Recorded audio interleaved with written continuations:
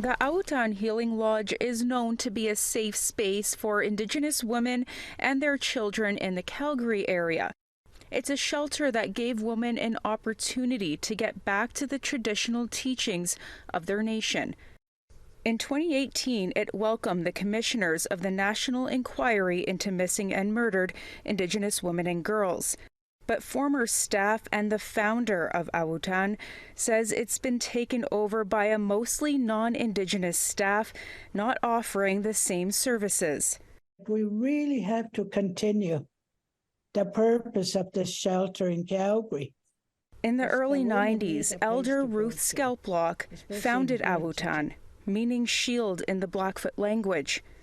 She says Indigenous people have always represented at least 50% of the shelter's board of directors. But she says now only one Indigenous person is in a decision-making role. Women need a place to go to, especially here in Siksika, different reserves. It's meant to be a unique shelter, different from the white structured shelters.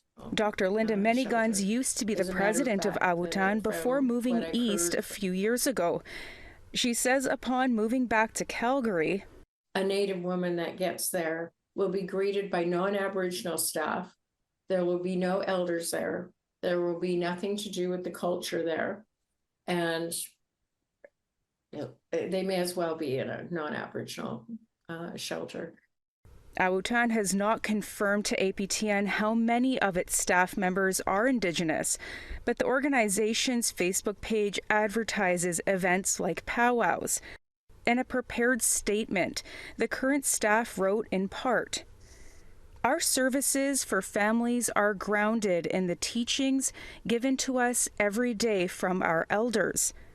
We are guided, operated according to, and abide by the Indigenous teachings, bylaws, and governance policies set out for us since 1992. Scalplock and Manyguns say Indigenous women are no longer using Awo Taan as frequently. They say they have not been able to get any legal traction in their fight to take the shelter back.